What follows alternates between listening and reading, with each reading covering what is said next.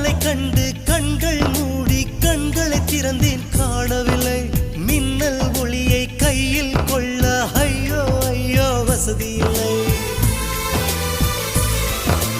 என்னை நோக்கி சிந்திய மழைத்துளி எங்கே விழுந்தது தெரியவில்லை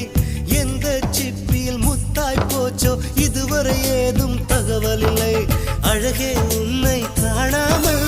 அன்னம் தண்ணீர் தொடமாட்டேன் ஆகாயத்தின் மறுபக்கம் சென்றால் கூட விடமாட்டேன் உன்னை காணும் முன்னே கடவுள் வந்தாலும் கடவுளை தொழ மாட்டேன்